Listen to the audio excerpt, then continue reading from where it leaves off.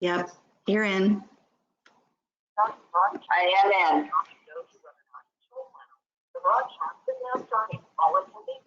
Yep, that's what you just, Is that correct?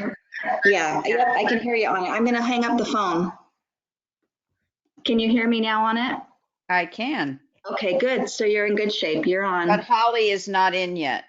No, I'm Holly's here. not in yet. Just Oh, you're made here, it. Holly? Okay, hi, Yes. Holly. Hi. Okay, there we go. Great. All right. So now we'll just test me sharing. Wow. Yes. That was close. I We know, like I'm looking at it like this. tight. All right. What? So come on. It's actually trying to now view your screen, Debbie. Oh, okay, so hold on. Let me see if there's something I Change have to do. presenter. No one can click. Can I change presenter? Yes, change presenter. Oh, not there, even let me change presenter. Oh, you're not listed.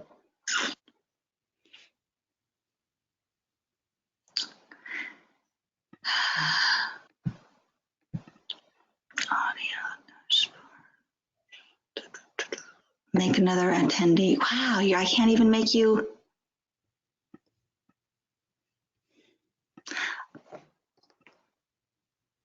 I'm going to log off and see if that gives you.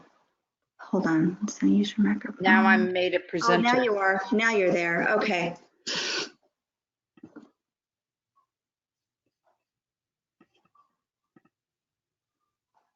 How does that look?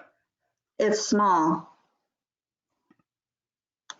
There you go. Okay.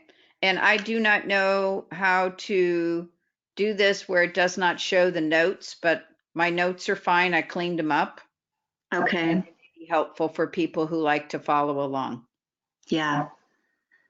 Okay. Yes. So it Okay. looks like we have attendees. 6. Let's see. We have Janine, we have Marty, and we have Matt. So that is 3 of our folks. And I just want to say thank you if they can hear me.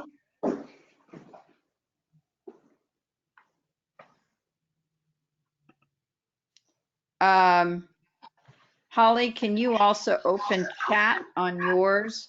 Because we're going to ask people to submit questions. And there will be times that I may want to have you interrupt me and just let me know that somebody is having difficulty or what the deal may be. What do you want me to open? Chat. I'm looking for it. And on your dashboard, it's at the very bottom, Holly.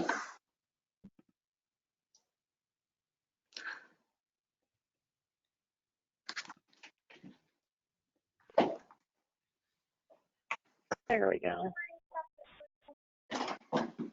Okay. So it has like the option to type message here. Is that all I should be seeing? Yes. Okay.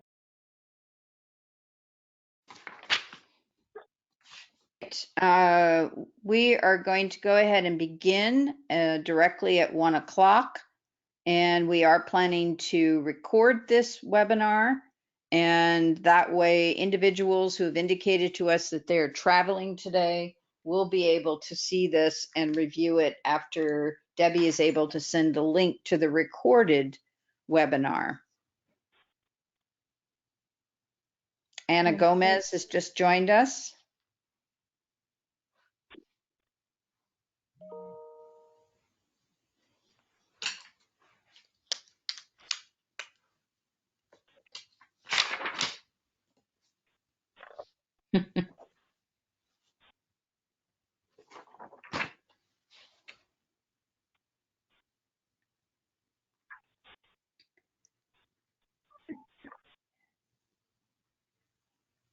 What I'd like to do for the 4 of you that are online is to have you raise your hand if you can hear me. Anna has said yes, Marty, Matt, and Janine. Great. Okay. And then there is one point in this webinar in which we're going to ask you for a number.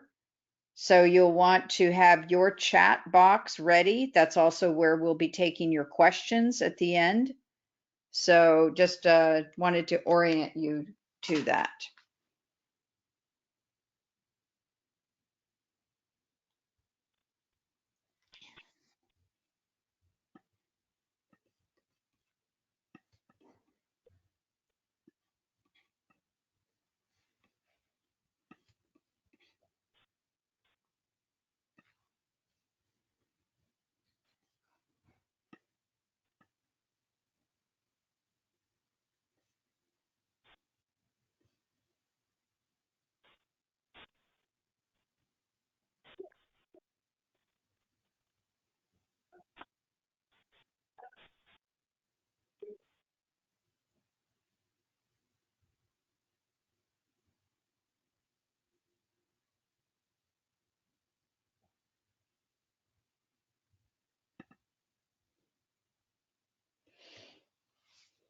Good afternoon. Welcome to today's webinar that's designed to provide training for evaluators who are going to be reviewing applications for the Educator Advancement Council.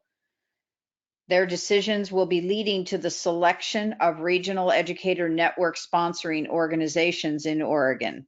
My name is Hilda Rosselli, and I serve as the Interim Executive Director for the Educator Advancement Council, and I am joined by Holly Oglesby, Procurement and Contract Specialist from the Oregon Department of Education. I also want to thank both Holly and Debbie Green for all of their assistance in making today's webinar possible. Given summer travel plans for a number of our individual reviewers, we are recording this webinar for those unable to participate live today, and we will send out a link for your continued reference to this set of slides with the recording. No matter what language you may speak, we want to convey our sincere gratitude and appreciation for your involvement as an evaluator. This is a very key decision that the Educator Advancement Council will be making. We know summertime is a challenging time for anyone, but adding another task to your to-do list was a special lift for you. And we stand ready to make your experience as easy as possible by providing you the information needed today to conduct the scoring. If you've not participated in a webinar before, here are a few tips, some of which we have already reviewed, and we will jump in and get started.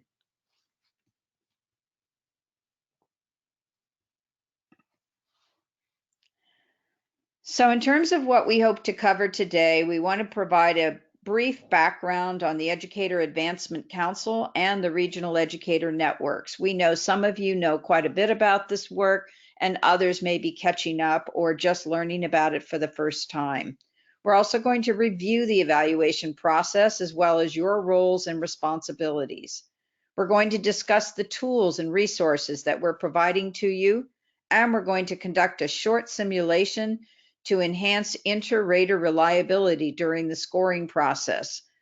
We will also ignite your awareness of implicit bias that could play into scoring, and we will answer any questions you may have. If we don't have answers for you, we will follow up with those answers in writing to you. So let's get started and take a look at the intention and background of the investments that we're talking about here to initiate some real changes in our state. We built upon the successes and learned lessons from 3 biennium of state funding that was called the Network for Quality Teaching and Learning. And we are now moving toward the use of regional educator networks to ensure equitable access to approximately $35 million per biennium that are prioritized and driven by educator needs and local contexts, with an eye to improving systems that support educators at each stage of the continuum. When I refer to the continuum, I'm talking about the chevron here on this slide, We believe that there are supports that are unique to educators dependent on where they are in their professional growth and development, starting from when they first consider being an educator all the way through to their maximum leadership development and career advancement opportunities. We all know how critical educators are in impacting all types of student outcomes. This slide outlines our theory of action. If we invest in educators and support their ongoing professional growth at each stage of their career continuum, we can improve systems and practices in education that involve educators and thus improve students' outcomes. Since 2013, the state has invested approximately $39 million each biennium in a variety of projects and initiatives, as seen on the bottom of this slide. However, voices from the field began to reflect on what was working and what was not working. For example, over 100 districts never received any of the competitive grant funding, and many didn't have the capacity to apply. Investments were driven by top-down, state-level decision-making rather than by those for whom the investments were intended to impact, namely educators. 3, projects were often discrete and lacked a focus on a system of continuous improvement. And too often, the improvements that were sought disappeared after the funding cycle ended and did not result in sustained system improvement. Governor Kate Brown, who has been very active in this work, was quite concerned and issued an executive order in 2016 to the Chief Education Office, requesting they form an advisory group bringing her recommendations on how to improve the process related to the distribution of funds from the Network for Quality Teaching and Learning. You can find the advisory group's original 2016 report and their recommendations on the Educator Advancement Council website. The report resulted in Senate Bill 182 being passed in 2017, establishing a permanent Educator Advancement Council charged with establishing a system of educator networks by which every educator in the state would have access to professional learning opportunities and other educator supports.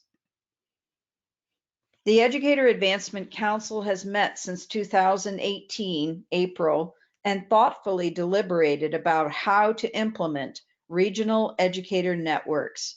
They studied models of successful networks in Oregon and other states.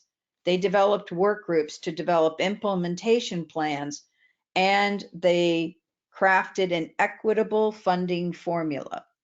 This slide highlights how the EAC has defined a regional educator network sponsoring organization. Many of these terms that you see on this slide and subsequent slides will be reflected in both the RFA, the request for application that we recommend that you read, as well as in the applications and the scoring guides. As you can see from this slide, the EAC also defined roles and actions for the RENs as they have become known. These roles and responsibilities include convening a coordinating body, facilitating phases of network implementation, receiving and distributing educator advancement funding for use in improving systems of support, as well as braiding and leveraging resources to add to the funds when possible. We also want to make sure that our RENs model and reinforce very authentic local stakeholder and educator engagement efforts and reflect an equity-driven lens in how they make decisions. They will also help school districts in their region identify and document local outcome metrics, communicate regularly with the EAC via the REN coordinator, and provide annual progress reports to the EAC. As you can see from this map, the EAC anticipates 10 awards from this RFA to ensure that every part of our state is involved and able to access resources. Determination of these regions was built upon a request for information that occurred during the fall, in which we looked for both established and developing and future networks that held interest in work related to educator advancement. The information gleaned from that request for information shared with us ways in which different entities in our state were indicating their interest and willingness to work together to carry out network activities. So for example, in regions D and G, even though they are not geographically tangential to each other, they have established working relationships in which they believe they could be collaborative and serving the needs of both regions simultaneously. Each REN is required by law to establish a coordinating body, and that law stipulates that the membership be made up of 51% educators based in schools, as well as representatives from a number of other member organizations. Those are all listed in the request for applications, and as we move forward in finalizing the RENs, they will then have an opportunity to confirm their coordinating body members. We understand that at the time of submitting an application, they may not yet have firm commitments from all members of a coordinating body, and we want to afford them the opportunity to make sure that they have fully engaged their community-based organizations, tribes, partners, and of course, educators in this opportunity to serve on coordinating bodies. This slide outlines some of the big roles for the coordinating bodies. They actually will lead the work of the REN. They'll create and approve educator advancement plans before they are submitted to the Educator Advancement Council, and they'll make decisions about spending. Speaking of spending, there are two levels of educator advancement monies that are involved with the RENs. The most important one for you to understand is referenced throughout the RFA as grant funds. We also call them capacity grants, and they are intended to be used by the REN sponsoring organization to establish the RENs and convene partners and the coordinating body and to carry out the activities charged to the RENs. So these two types of funding, only one of these will be in an area of the applications, and that is the grant funds or capacity grants. They total $450,000 per REN, and that amount includes one-time funding for launching the work, $100K in the first year and $50K in year 2. Formula funding refers to resources that the RENs will be able to access once they have submitted their REN plans. You will not be making any decisions relative to formula funding. This slide outlines the use of grant funds or capacity, This slide outlines core values. Oh, I'm sorry, I'm reading ahead. This slide outlines the use of the grant funds as we anticipate them. Staffing costs for at least a dedicated REN person, coordinator to work with people in schools.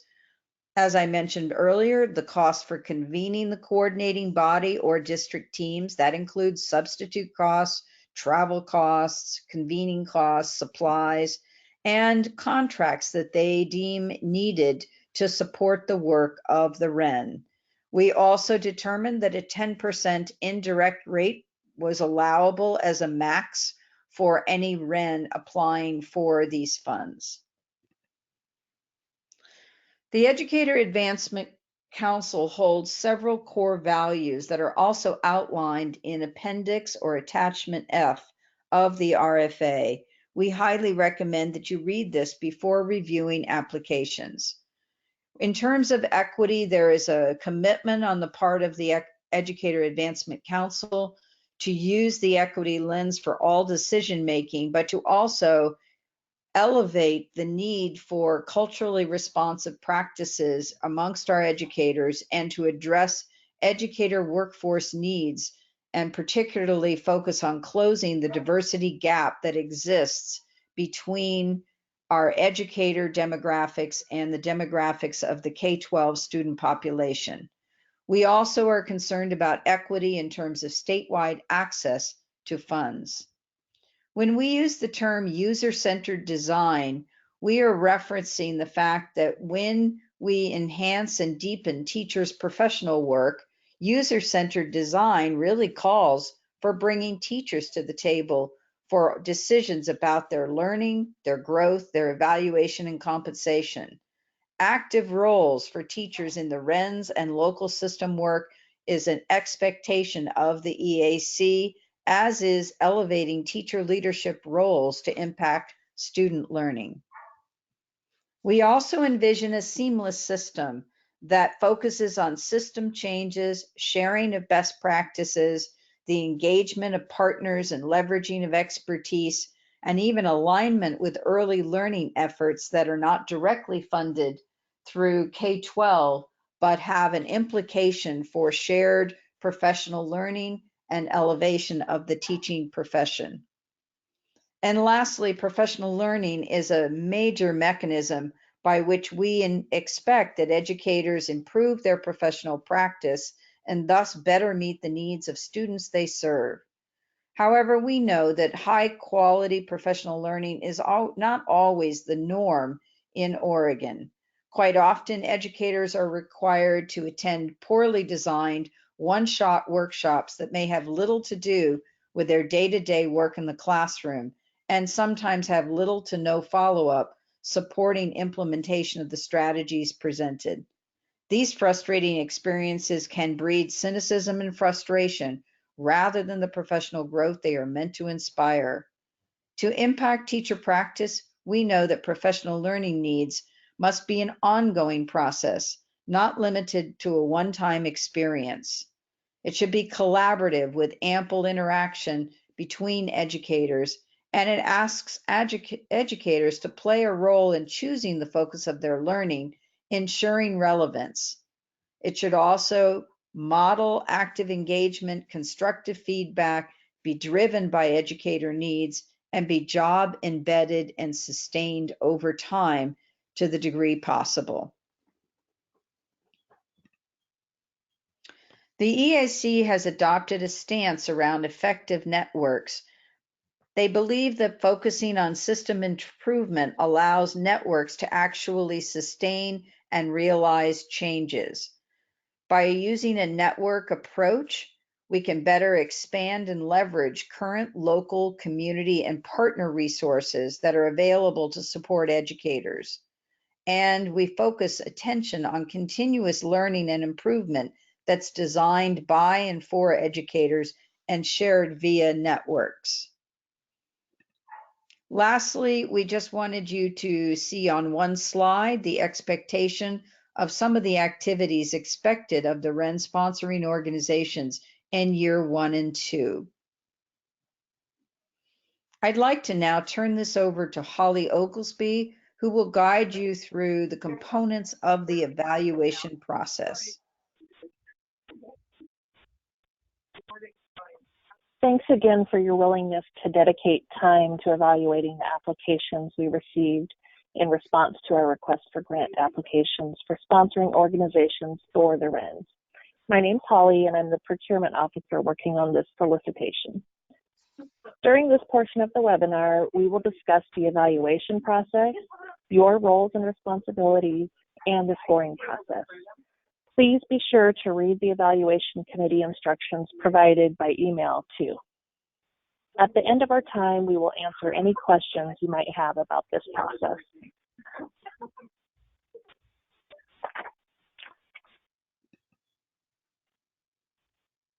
If you haven't already done so, please read and complete the Conflict of Interest Certification form. This is required before you can access any of the applications. If you think you might have a conflict of interest or if one arises during the evaluation process, please contact me. The evaluation committee instructions discuss contact with others and non-disclosure in detail. The key takeaway from this information is that evaluators should not discuss the applicants or the applications with others. This includes stakeholders, colleagues, managers, etc. The information will ultimately become public, but not until the evaluation process is complete. Your opinions are important and can influence others, even if unintentionally. Each of you was selected based on your knowledge and expertise, and each of you brings a different perspective to the table. Independent scoring ensures we capture this.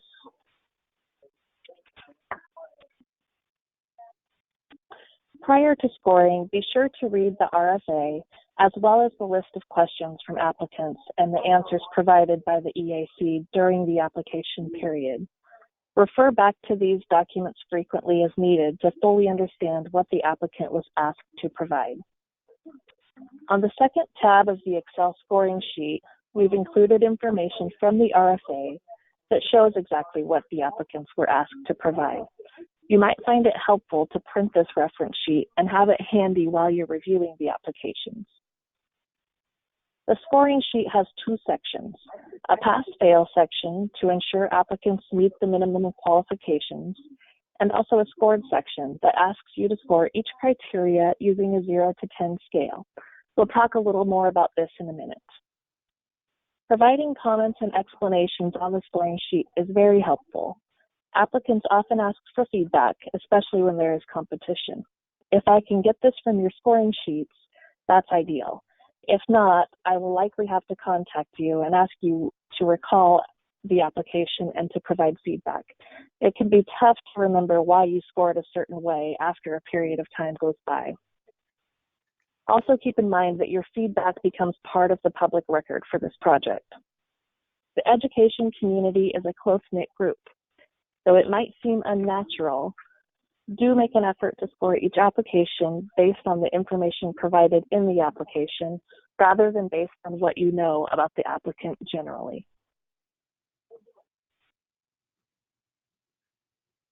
Oops.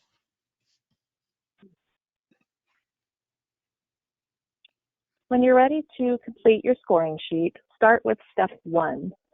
Determine whether your applicant meets the minimum requirements as stated in the RFA and indicate pass or fail on the scoring sheet. If you have a concern about an application failing to meet one of these requirements, please contact me. Be sure to provide comments and scoring explanations. Next, move on to step 2. The RFA outlines what the applicants were required to provide. Again, this is also included for reference on the second tab of the Excel scoring sheet. However, the RFA itself is always the best source of information. Look at what the applicant was asked to provide. Look at their responses. For each section, using the 0 to 10 scale provided on page 20 of the RFA. We'll talk about this on the next slide too. If you're using the Excel scoring sheet provided, points will auto-calculate. Please do not enter point values into these cells. These are the ones on the very far right and they're shaded gray. Be sure to provide comments, scoring explanations here as well.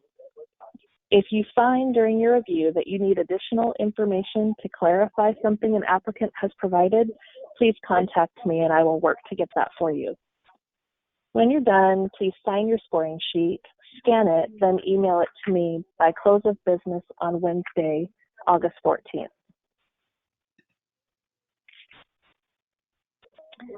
Each item on the Excel scoring sheet needs a score from 0 to 10. 10 is the highest score and will result in the full number of points possible.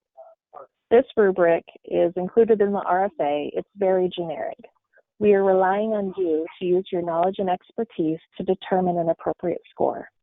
It's helpful to read all of the applications before beginning the scoring process so that you can determine what a 10 looks like and apply scores consistently.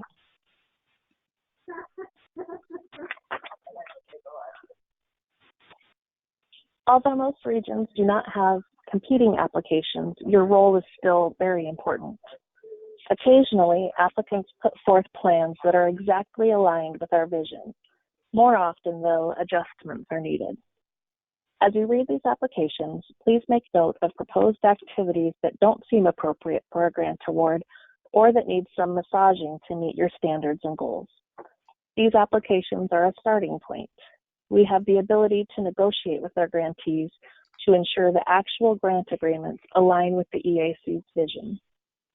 Please also highlight activities that are especially promising.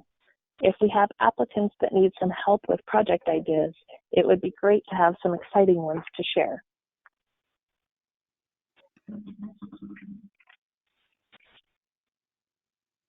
After the evaluation committee finishes scoring, the group's recommendations will go to the full EAC for acceptance. With the EAC's approval, I will notify all applicants of our decisions. Assuming no protests are received, we will then work with the Department of Justice to finalize the grant agreements. Our goal is to issue these by September 9th, just in time for the new school year.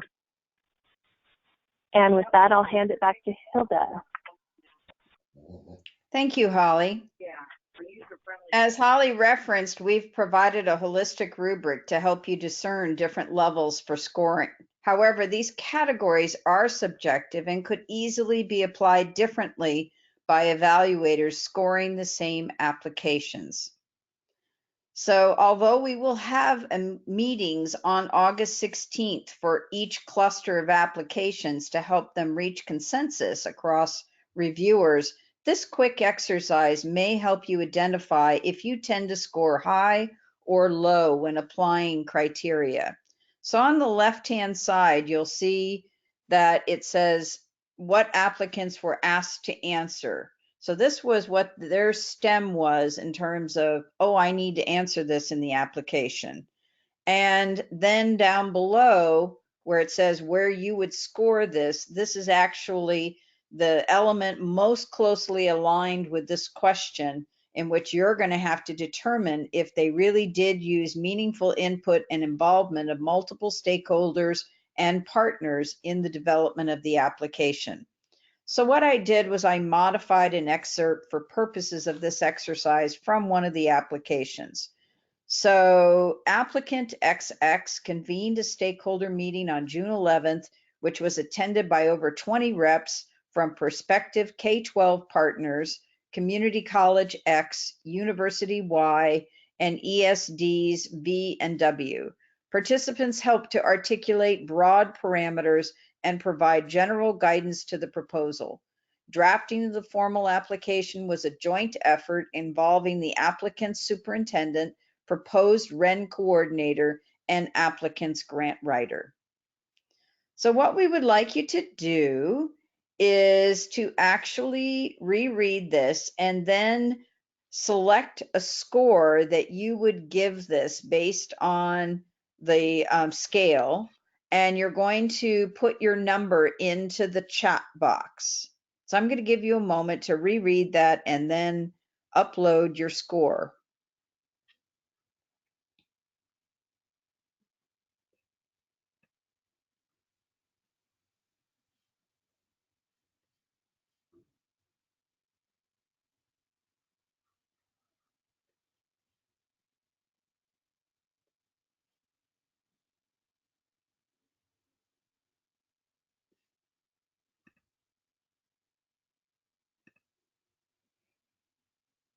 Okay, I'm not seeing any yet.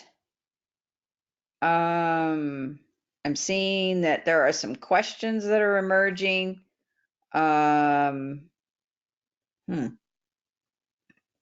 It's possible that you may not be able to post in the chat box. I'm going to try unmuting you. Unmute.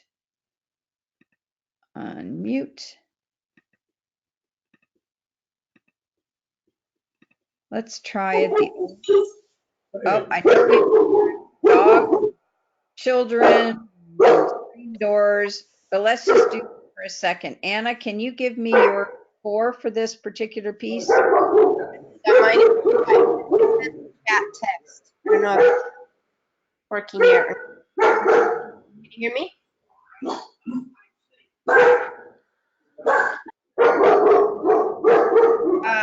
Anna, you're competing with the dog. Hello? Yes, Can you hear me? yes, I can. So I said is a 5 for me, and I've texted you. So I don't know why. Well, it's weird that it's not working, but I've tried text. And so your number again was 5. 5. Thank you. Cheryl? Cheryl, would you, she may be participating, she may be not. Let's see, Jamie Massey? Yeah. Hi, Hilda. I did it like a 7 or 8.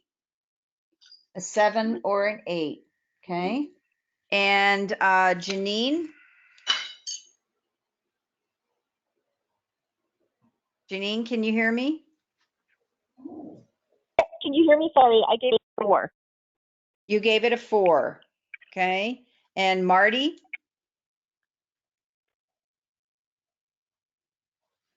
Marty, can you share a score? Let's move to Matt. Matt, did you give it a score? Yes, Hilda, I gave it a 6. A 6. So this really illustrates how we can read the same stimulus, have the same scoring rubric, but vary across the level to some degree. What is probably most important in this is that, and I'm going to go back for a second here, is that nobody gave it a 10 or a 0. But what I'd like to do is ask you to think about, if you scored it a 4 or you gave it an 8, what words in that quote helped you make your decision? Because what that might help everybody understand is that we generally look to reading between the lines sometimes and identify a word that we feel really bumps it up or bumps it down. And I'm certainly open if any of you, we're a small group, if any of you would like to share anything about your scoring there.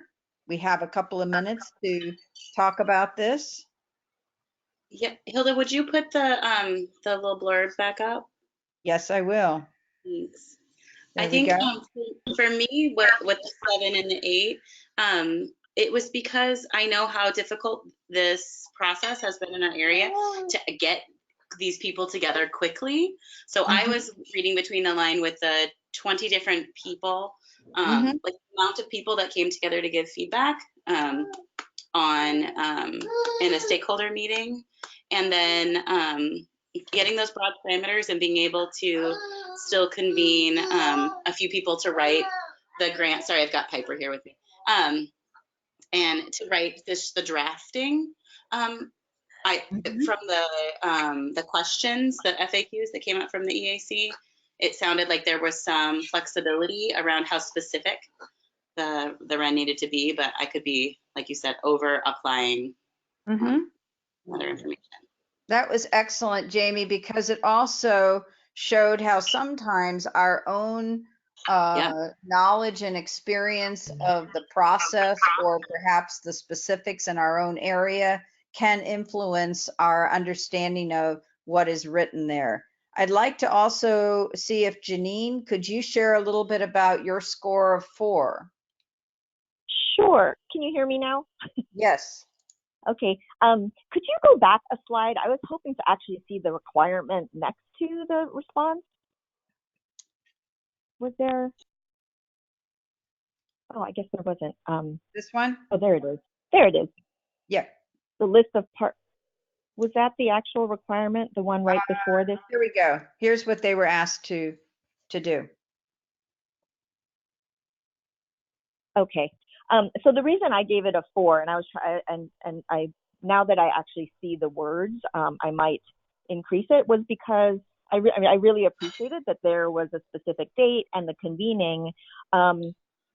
I guess my perspective, coming from the equity perspective, is it's not enough just to convene people to hear them talk. There is an indication to me that the actual application was reviewed by these partners to ensure that their input was considered or not. So that's why, and I may be being very strict on that, but I just, that was I think the equity requirements are pretty vague in the application and in the rubric, which is going to be maybe a difficult part, because I think that part might be more subjective than other parts. That's an excellent observation, and I appreciate that. I also think that you're calling out the fact that in this case, if the formal application never was looped back to the partners, that might influence how you rated something, or at least they didn't communicate that. So I think what this emphasizes is the importance of the consensus building meeting that we will have on August 16th. So I'm going to encourage you to right now mark that date. It will be important for you to be able to represent your views, to listen to others' views, and as was already suggested here, some of you may modify your score. That's perfectly acceptable. Perhaps somebody calls out something you didn't even notice.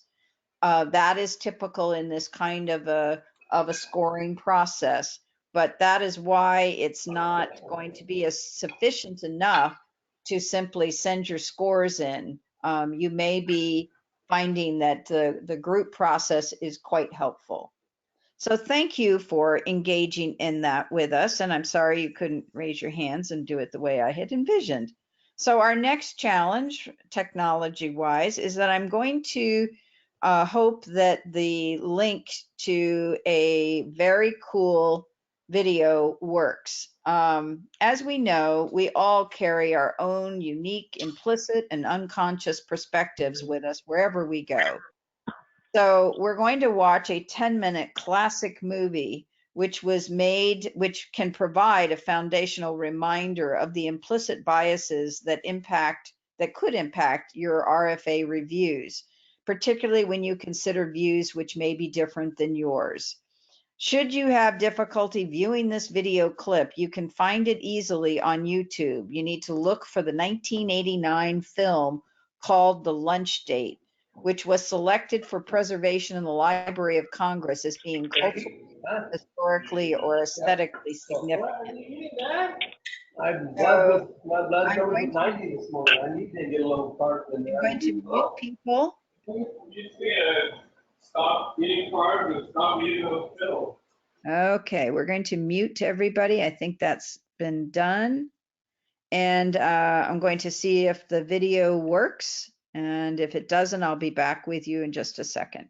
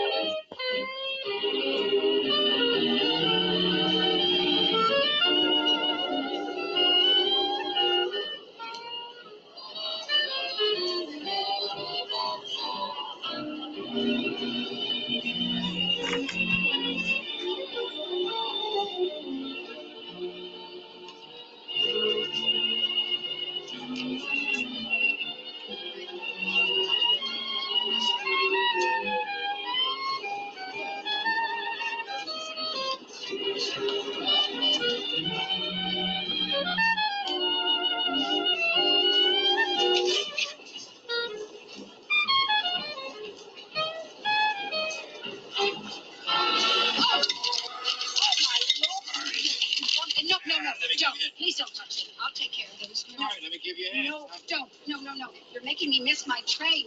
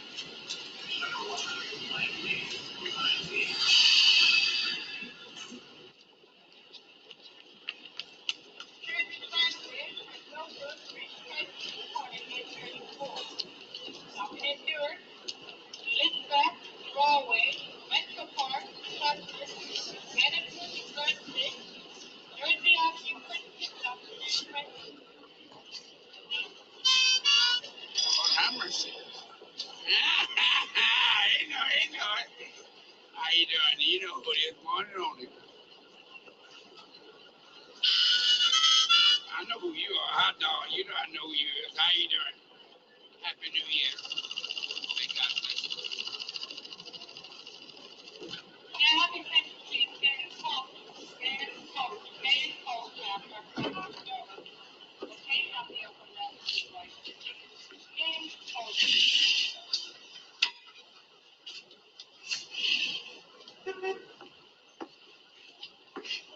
How much is this salad? $2. Well, I'm not sure that I have that much. Dollar. Here's some more. Here's some more. All right, $1.52. There you go, lady. Thank you. Napkin. Surely.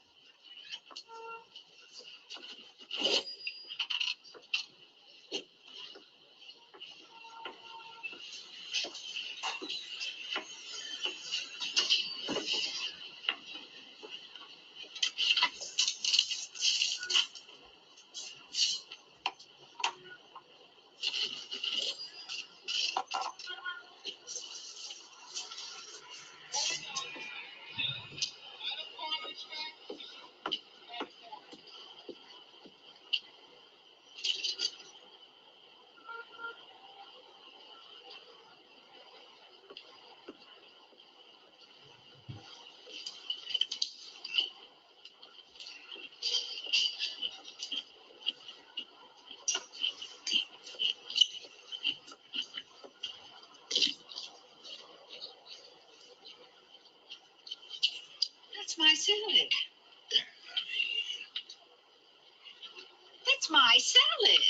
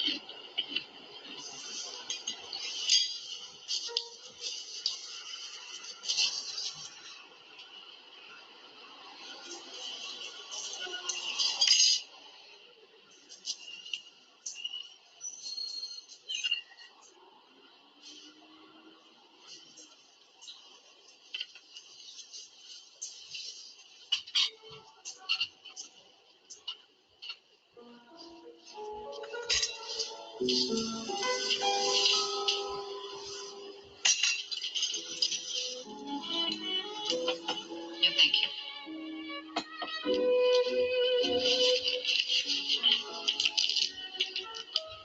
Thank you.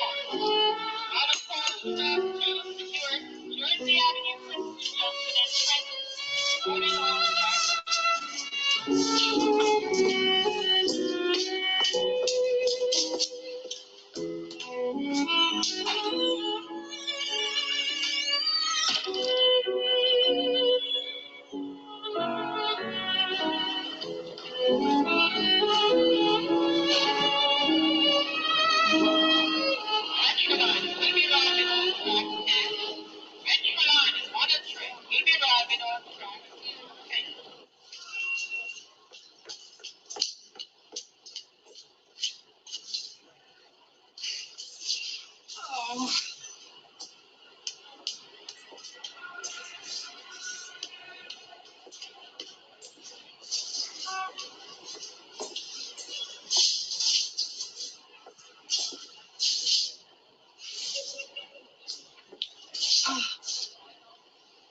Oh my God.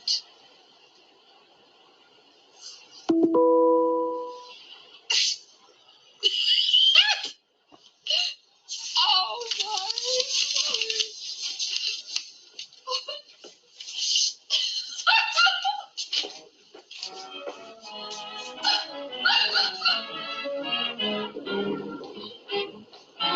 Anybody got anything?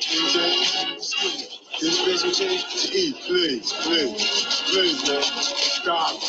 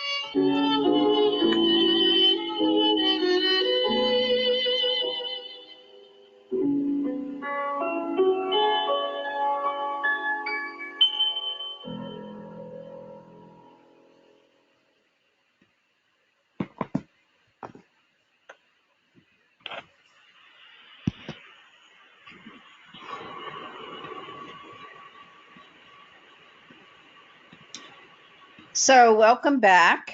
I've watched this video quite a few times now, and I have to share that I continue to see new pieces and nuances as I watch it. And I'm hopeful that as you reflect on this, you can jot down some things that you noticed, images that perhaps related to something that you had an experience with, opportunities that you had to ask yourself questions, thinking about what you were thinking about, and also noticing your feelings, as well as the feelings of the characters in the film.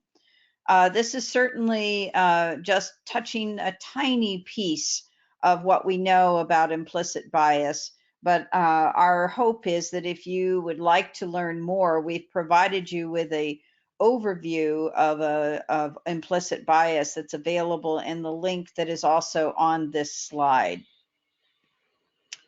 So in terms of closing out our session here, what we'd like to do is, again, thank you for your efforts that are going to make it possible for the Educator Advancement Council to make their decisions. We very much appreciate the time and dedication that you already demonstrate towards supporting Oregon educators. And with that, we'd like to unmute you and make sure that if you have any questions, that we can answer those for you. We also are open to taking questions that you may have once you start reading. We do know how that can occur, where you start to read and you go, wow, I don't remember us talking about that. So with that, I'm going to suggest that if you have any questions, That's a big area. I know. you share those with us? I don't know. I don't know either. I don't know how you measure it. It is CFM, but. No, but I don't know how you measure the CFM stuff. See if it's coming close to what it's supposed to be. Radar thing. So I'm hearing some other conversations which makes it rather difficult. Well, a lot of smoke and shit out here. Is it? Uh-huh. What I would like to do is to suggest that if you do have questions for Holly and for me, that you go ahead and send those to us by email, and we will answer those as soon as possible. Again, many thanks for your participation today. We would really love to be able to make your, wait a minute, we may have some questions here. I'm just looking. Did somebody have a, oh, there we go. All right. So I don't see any questions specific to this, but again, we thank you for your time today and look forward to answering any additional questions you may have. And please, just as a reminder, mark your calendar. We will be sending out some notices on probably 30-minute to 45-minute conversations for each cluster of proposals. Each of you will be reading 3, and we want to afford you time to talk with the other 2 reviewers who had the same applications. Thanks again, and we wish you a wonderful weekend. Take care. Bye-bye.